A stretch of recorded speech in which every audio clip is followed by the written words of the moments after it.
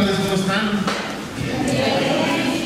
Gracias por acompañarnos en este espacio con la intención de poder reflexionar en estas dos disciplinas y sobre todo poder analizar desde diferentes cuestionamientos cuál es la aportación que tiene la tanatología y cuál es la aportación que tiene la gerontología. Y además, el placer de estar muy buen amigo, el decano Gabriel. Bueno, muy buenas tardes a todos. Sean bienvenidos a este primer encuentro que tenemos tanatológico. Bueno, también un honor compartir este espacio, esta mesa de análisis con mi compañero Juan y amigo también. Y bueno, esta tarde esperemos sea muy enriquecedor toda la información que se les va a brindar en cada una de las actividades de este encuentro.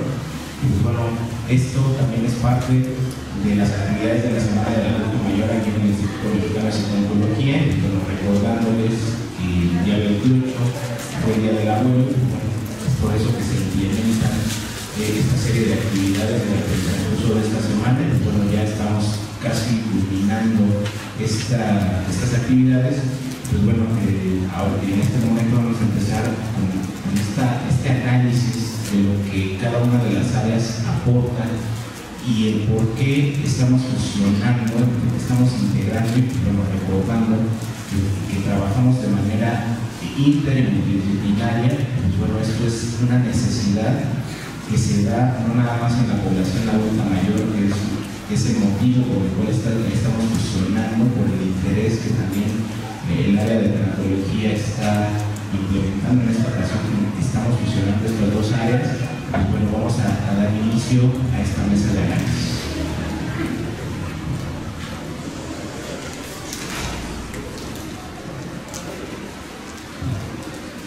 Pues bueno, iniciando con esta, nosotros vamos a formular 4 cuestionamientos que previamente ya habíamos contemplado.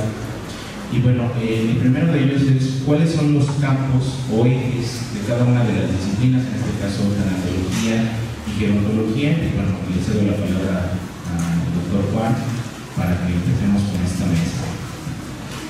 Bueno, empezamos con los campos de la tanatología. La tanatología, si bien la conocemos en forma como una disciplina ya estable a partir de los estudios de Elizabeth Kubler-Ross en los años 60-70, ha tenido una evolución. Incluso la tanatología que presenta el instituto ha tenido una evolución. Ahorita les diré más o menos los campos de estudio que trabaja la tanatología presentada por la propuesta ya desde hace varios años del doctor Marco Antonio Forresco. Pero la tanatología, si bien la conocemos como disciplina formal en los años 60, ha estado a lo largo de toda la historia. Si bien no con ese nombre, sí encontramos elementos para hablar de una corriente tanatológica, incluso desde el mismo Sócrates, desde Platón, con este constructo, al intentar responder a las grandes interrogantes de qué es el más allá. Hoy todavía nos encontramos a personas que siguen consiguiendo la tanatología como dice Kubler-Ross. Y eso se debe particularmente a que esta disciplina sigue en ese desarrollo, en esa construcción, o por lo menos en un sentido de difusión. Y seguramente han encontrado carteles en el Hospital Siglo XXI, en López Mateos, de repente hay este curso de tanatología 20, 21 y 22. Acerca. Ya no te acercas. Y luego las personas pues, terminan ese curso de 3 días y están diciendo: yo soy tanatóloga. Creyendo que la tanatología es una disciplina de alguna manera sencilla, cuando es una tanatología, es una disciplina tremendamente compleja. La hemos hecho sencilla en un discurso por creer que únicamente el área psicológica la puede atender o el área médica la puede atender, y eso ha generado que, en cierto sentido, se haga un mal concepto de la tanatología y se cree que con un curso de 3-4 días cualquiera puede acercarse a un individuo en proceso de duelo aparentemente y hablar o de la muerte o una pérdida. No, la tanatología es mucho más, y es lo que intenta construir el instituto desde hace varios años. Las 4 líneas que trabaja el instituto para la tanatología son la tanatología médica, que de manera formal se constituye más o menos desde 1900, del siglo pasado, cuando la tanatología forense empezó a aplicar estudios a los cadáveres con procesos médicos. Esa fue la tanatología médica durante mucho tiempo. Hubo una evolución de la tanatología, sí, que fue más encaminada por Elizabeth Kubler-Ross en los años 60, y fue la que dio origen a cuestionar más el sentido del ser humano. Aquí la condición con Elizabeth Kubler-Ross es que ella nunca pensó la tanatología tal y como hoy se puede construir de manera social en esta divulgación de alguna manera sencilla que se ha hecho, porque ella no pensó cualquier proceso de duelo como un fenómeno aplicable a la tanatología. Eso es lo que se ha hecho culturalmente. Hoy una persona atraviesa un proceso de duelo y bajo esta línea culerera dice, está pasando negación, ira, o sea, creemos que todas las etapas, todas las fases que propone Elizabeth Kubler-Ross es tanatología. Y resulta que no. Ella juntó un grupo de seminaristas, juntó un grupo de pacientes en fase terminal, adultos mayores a 60 años, incluso a niños con estadio en cáncer en fase 4, y a estos grupos los analizó y de acuerdo a los códigos de creencia que ellos expresaban, de lo que decían el túnel, el cielo, los familiares, de estas ideas, construyó sus fases de duelo. Esta tanatología hoy en día está muy superada, sin embargo se sigue de alguna manera exponiendo, pero no es la tanatología del siglo XXI, no es la tanatología formal. Hoy sabemos que una persona que atraviesa un proceso de duelo, no por muerte, sino posiblemente por la pérdida de un trabajo o por un divorcio o una separación, no necesariamente atraviesa las etapas que Elizabeth Kubler-Ross pensó, porque de manera simbólica ella la representó para un paciente en fase terminal que tiene la complicación de saber qué es lo que ocurre en el más allá, y así la representó. Que después se popularizaron ya es otro discurso. El instituto trabaja en 4 líneas: la tanatología médica, la tanatología psicológica, la tanatología educativa y la tanatología social. La tanatología educativa es una de las menos estudiadas, por lo menos en México. España tiene mucho desarrollo de tanatología educativa. Los niños pasan o atraviesan duelos que a veces pasamos de alto, como por ejemplo esta transición de primaria a secundaria, y que el niño simbólicamente ha perdido algo, pero no le damos importancia porque simplemente después vas a conocer a nuevos amiguitos, no te preocupes. Y ese tipo de duelos no los estudiamos. Lo mismo los duelos en un desarrollo cronológico. Por ejemplo, las señoritas atraviesan un proceso de menarquía que a veces no se estudia. No analizamos ese proceso de duelo porque no le damos la importancia de vida. Pero por lo menos la tanatología del siglo XXI intenta englobar esta disciplina en estas 4 áreas: la tanatología médica, psicológica, educativa y social. Reitero, para el instituto la menos estudiada que hoy tenemos es la educativa. De esa nos falta todavía generar mayor documento. ¿Qué ocurre con los niños? ¿Y qué ocurre incluso en estos ámbitos educativos que le generan problemas de angustia y tal vez procesos de duelo al menor que ni siquiera lo que estamos estudiando o no están interesando aparentemente? Bien. Bueno, enfocándonos a la parte gerontológica, vamos a encontrarnos que estas áreas o estos campos en donde la gerontología va a entrar y en el cual se le está dando mucho auge en la actualidad. Y bueno, también como bien mencionaba el doctor Juan, también nosotros en la parte gerontológica retomamos muchos elementos, muchas teorías, mucha información incluso que se genera en España y que también tienen un avance en cuanto a este estudio de la vejez y el envejecimiento. Entonces, bueno, pensaríamos de cierta manera que al hablar de los adultos mayores, pues ya están cercanos a la muerte, y que la tanatología también se va a centrar en cuestiones de la muerte del anciano, de la muerte del adulto mayor, pero no es cierto.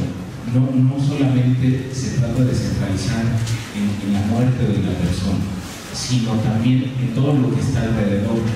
El adulto mayor, y bueno, todos vivimos diferentes tipos de pérdidas, nada más que en el adulto mayor, evidentemente las va a resentir más, ¿no? Entonces, nosotros en este ámbito, en esta disciplina, nos vamos a enfocar a tres áreas principales: la gerontología clínica, la gerontología social, la gerontología educativa, y bueno, también viene un surgimiento de nuevas áreas como lo es la psicogerontología, la gerontopsiquiatría, y pues bueno, es en este implemento de nuevas disciplinas, de nuevas ramificaciones de la misma gerontología, en el cual vamos a estudiar diferentes aspectos.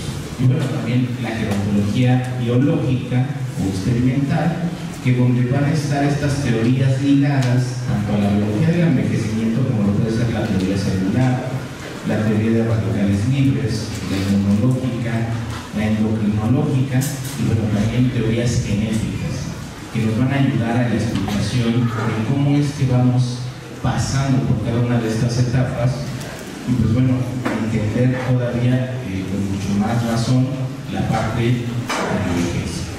En cuestión de la gerontología clínica, también conocida como gerontología geriátrica, es aquella ciencia o disciplina cuyo fin es la prevención, el diagnóstico de enfermedades en la vejez, la curación, el tratamiento, y pues bueno, que también se va a enfocar a esta parte de la rehabilitación y la reinserción del enfermo o del paciente en casa o bien a un nivel institucional. Esto puede ser pues, en asilos, en áreas de hospitalización y pues bueno, también incluso en psiquiátricos, porque nosotros hemos tenido la oportunidad de trabajar con pacientes psiquiátricos adultos mayores. Pues bueno, vemos que prevalece en esta cuestión un estado de abandono que también para ellos, por ejemplo, no se consideran las pérdidas. ¿Por qué? Porque prevalece más la condición psiquiátrica, la condición de un trastorno mental, más que lo que él siente y al tener la ausencia de la misma familia. Y bueno, vamos a tener también nosotros aquí en el instituto, trabajamos la parte de la gerontología social y hacia dónde nos enfoca esto. Pues bueno, no nada más entender la cuestión de cómo vamos a trabajar sobre aspectos sociales, como son jubilación, viudez, todo lo que va a impactar de manera social, las redes de apoyo que se van a generar al adulto mayor. Y pues bueno, en este ámbito, en esta fusión, evidentemente también el gerontólogo, con la noción que tiene en esta área de la tanatología, pues bueno, va a generar esa parte de un acompañamiento a ese adulto mayor, ya sea que esté en su domicilio o bien de manera institucionalizada, ¿no? Entonces, esta es otra de las áreas también en este enfoque, en el abordaje de la calidad de vida de nuestros usuarios, de nuestros adultos mayores, y que no nada más es trabajar con el adulto mayor, sino también con la familia, con la sociedad, y tomar conciencia sobre que todos estamos envejeciendo, pero también que muchos no piensan que van a ser viejos.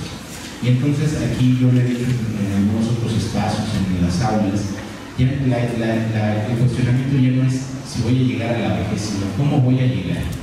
Y entonces yo creo que eso nos debe de dar un panorama diferente de cómo queremos vivir nuestra vejez.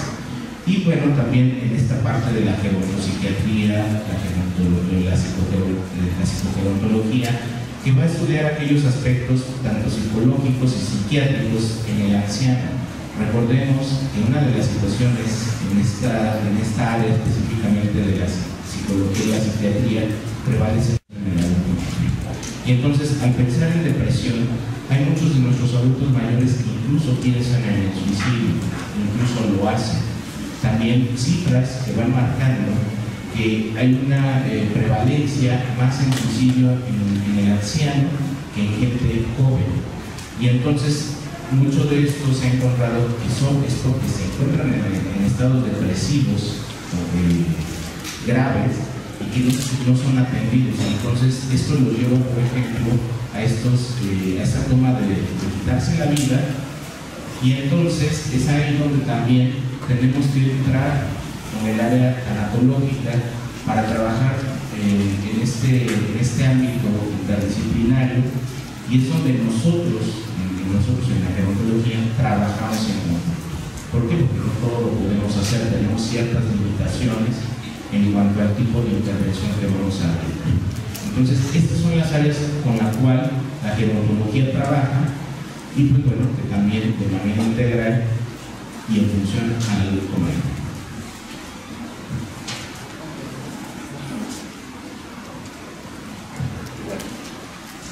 Bueno, también en esta segunda línea de trabajo vamos a ver en qué casos se interrelaciona el trabajo gerontológico. Ahora hablábamos de lo que hace cada una de las áreas, qué disciplinas o ramificaciones se genera cada una de estas áreas, pero aquí vamos a empezar a enfocar en qué casos se interrelaciona este trabajo. Y bueno, la gerontología de entrada tiene la enorme nobleza de poder permitir ser trabajados en diferentes ámbitos, no solamente desde la condición incluso del adulto mayor, sino la condición desde el mismo niño, que cubre prácticamente todas las etapas del sujeto.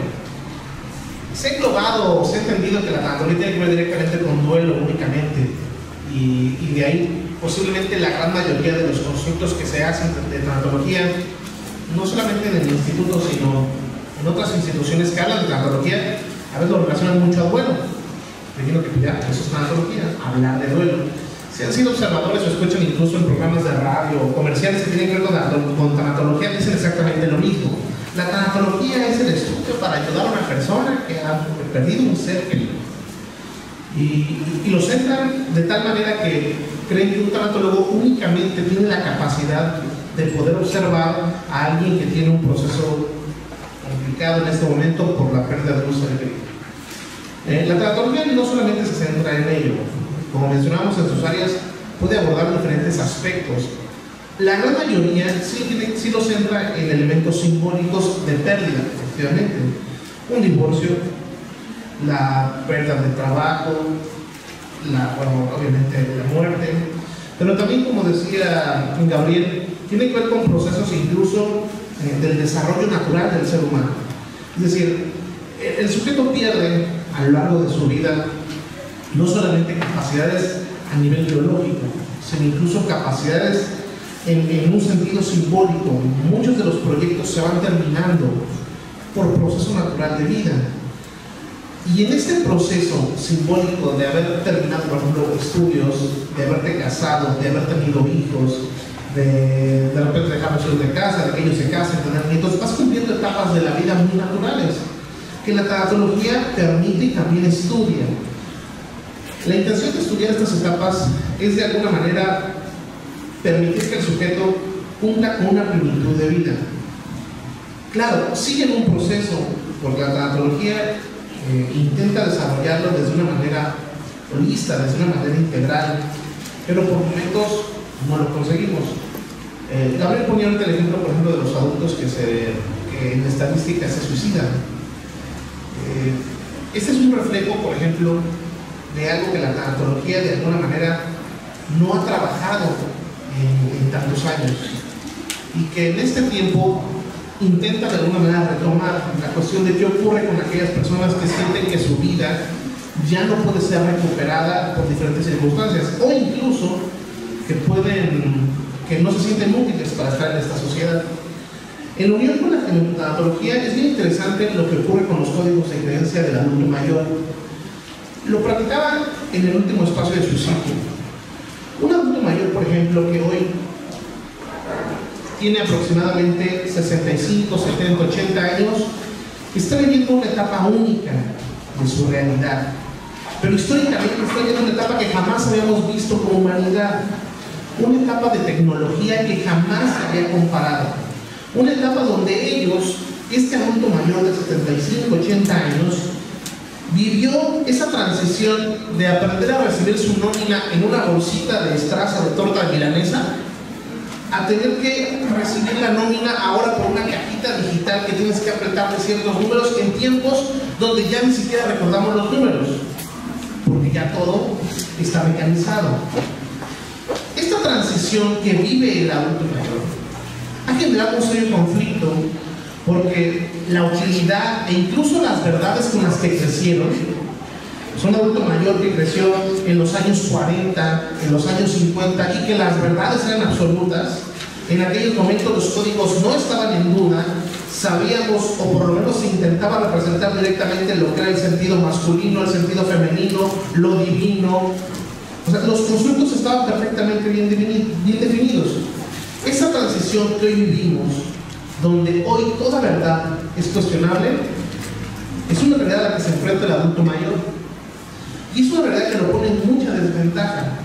Porque mientras, e incluso los que somos de mediana edad, 35, 40 años, todavía alcanzamos a crecer con verdades absolutas, como por ejemplo cuando éramos niños, nos decían que había 9 planetas en el sistema solar. Los que son del 2000 para acá ya tal vez ya no viven esa realidad. Pero los que son del 2000 para abajo, crecimos con esa verdad. Hay 9 planetas. De repente desapareció uno. Nos dijeron que uno ya se había hecho chiquito y que había pasado algo. Hoy en día puedes conocer todo tipo de información y ya nos han contado que el Sol, cerca del Sol, en nuestra misma Vía Láctea, hay otro llamado Arcturus con su sistema de planetas. Es decir, las verdades de este tiempo se rompen de un día para otro. Y es una cuestión social que une estas dos disciplinas, a la gerontología con la tanatología. Es decir, ¿cómo hacemos al sujeto del siglo XXI estable en códigos de creencia si la misma sociedad no es estable en sus códigos? Si lo que hoy creemos en 2 días ya no es correcto. Porque todo lo tenemos en una evolución rápida. Hoy todo está, como dicen, a un clic de distancia. Solo falta ponerlo en la computadora para decir, ah, es cierto esto que están diciendo. Y ya, el código que en algún momento era una verdad, prácticamente se rompió. Cuando éramos niños, y más el adulto mayor de los años 40, 50, tenía incluso una idea moral de lo sagrado. Y ese era Dios. Y apenas empezamos a decir, yo creo en Diosito. Decías Diosito y te dando una cachetada por estar diciendo Diosito, es Dios. Hoy tú te encuentras en Facebook memes de todas las religiones, de todas las divinidades, haciendo algo ridículo. Porque nuestras verdades se rompieron. El adulto mayor tiene que soportar esta nueva sociedad. Y de repente él creció con códigos donde el matrimonio era con una mujer y para toda la vida. Y de repente se encuentra que sus generaciones venideras ya no son en un matrimonio porque ya no se quieren casar. Y ya no es para toda la vida. Hoy 4 o 5 se valen. Estos códigos los enfrenta el adulto mayor. Y de repente nos estamos llevando a una sociedad donde su moralidad ya no cabe. Y donde ese discurso de, ay hijo, en mis tiempos, mira, los hombres se comportaban de esta manera. Ay abuelito, en tus tiempos, eso es de ruco. Pues claro que deja de ser funcional el sujeto. Porque esta sociedad ya no responde a su realidad. Y desafortunadamente esta generación se nos está yendo. Esta generación que tuvo verdades absolutas y que tuvo códigos y que nos educó a la gran mayoría de los que estamos aquí. Por eso es importante unir estas dos disciplinas. Porque este adulto del siglo XXI, que hoy tiene 75, 80 años, también tiene que aprender a adaptarse a esta realidad, sin dejar de perder su esencia, pero tiene que adaptarse. Por eso sube tanto el índice de suicidio, porque ya no se ve funcional, porque lo que en algún momento creyó ya no es una realidad, y por lo que en algún momento fue útil y su discurso fue válido en la sociedad, hoy lo vemos como obsoleto, hoy lo vemos como poco funcional, y el adulto mayor necesita en ese caso tomar una salida fácil. Si te gusta el contenido, dale like al video, suscríbete y activa las notificaciones presionando la campana. Déjanos tu opinión en la caja de comentarios.